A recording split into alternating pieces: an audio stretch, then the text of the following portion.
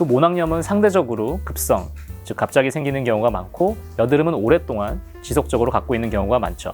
이제 거울로 뾰루지를 잘 살펴보시면 어느 정도는 이게 모낭염인지 여드름인지 좀 구별하실 수 있으실 거예요. 안녕하십니까 여러분, 배병기 원장입니다. 오늘은 모낭염과 여드름의 차이에 대해서 이야기해보는 시간을 갖도록 하겠습니다. 두 가지 질환은 비슷하게 뾰루지처럼 보일 수 있지만 치료가 많은 부분에서 다르기 때문에 명확하게 차이점에 대해서 아는 것이 중요합니다. 꼭 끝까지 시청 부탁드리고요.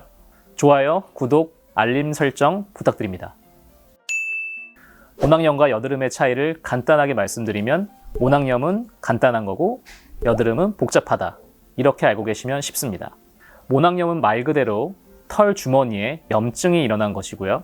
이것의 원인은 감염, 세균이나 곰팡이 등의 감염이 될 수 있고 접촉이나 면도 등의 자극이 될 수도 있죠.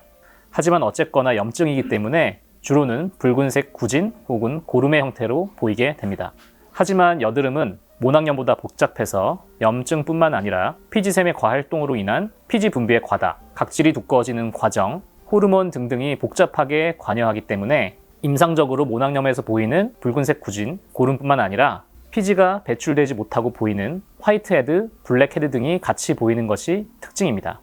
요약해서 말씀드리면 모낭염은 붉거나 고름, 여드름은 붉거나 고름 이외에도 블랙헤드, 화이트헤드 등이 같이 보인다. 이렇게 이해하시면 되겠습니다. 또 모낭염은 상대적으로 급성, 즉 갑자기 생기는 경우가 많고 여드름은 오랫동안 지속적으로 갖고 있는 경우가 많죠. 이제 거울로 뾰루지를 잘 살펴보시면 어느 정도는 이게 모낭염인지 여드름인지 좀 구별하실 수 있으실 거예요. 그러면 치료법의 차이에 대해서 이야기해 보도록 하겠습니다. 우선 모낭염의 치료에 대해서 말씀을 드리면 접촉, 면도 등의 자극이 원인이 되었을 경우에는 그 원인이 되는 습관을 바꿔줘야 하고요. 그래서 예를 들면 면도날, 즉 블레이드를 이용한 면도보다는 전기 면도기를 이용한 면도가 모낭염에는 좀 더 도움이 될 수 있습니다. 또한 감염이 원인이 되었을 경우에는 세균의 경우에는 항생제, 곰팡이의 경우에는 항진균제를 사용하게 됩니다. 또한 과도한 염증이 있을 경우에는 염증을 줄여줄 수 있는 약을 쓰게 되죠. 이렇게 여드름과 비교해서는 어느 정도 명확한 솔루션이 있는 편입니다. 하지만 여드름의 경우에는 모낭염과 비교해서 복잡한 원인을 가지기 때문에 그 치료 역시도 훨씬 복잡하게 됩니다. 모낭염이 단순히 염증을 타겟으로 해서 치료하는 것에 비해서 여드름의 경우에는 피지 분비도 조절을 해줘야 되고 두꺼워진 각질도 해결을 해줘야 합니다. 그래서 염증을 치료해주기 위한 치료 이외에도 피지 분비 조절을 위해서 비타민 A, 먹는 약을 먹거나 바르는 약을 바르게 되는 것이죠. 또한 추가적으로 두꺼워진 각질을 벗겨내기 위해서 필링 작용을 하는 치료법을 사용하기도 하죠. 정리해서 말씀드리면 모낭염의 경우에는 붉은색 구진, 고름으로 보이는 경우가 많고 그 원인이 상대적으로 단순하고 따라서 그 치료법도 쉽다.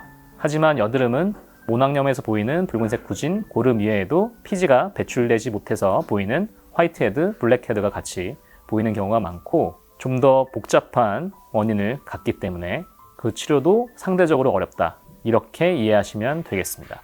뾰루지가 생겼다고 단순한 여드름 혹은 단순한 모낭염이라고 생각하시면 치료가 쉽지 않습니다. 제 영상을 보시고 여드름과 모낭염을 구별해서 케어하시면 더욱 빠르게 진정시키실 수 있을 겁니다. 다음에 더 유익한 영상으로 찾아뵙겠습니다. 감사합니다. 제 정보가 유용하셨다면 구독과 좋아요 부탁드리고요. 궁금하신 점 있으면 이 밑에 댓글로 남겨주시기 바랍니다. 감사합니다.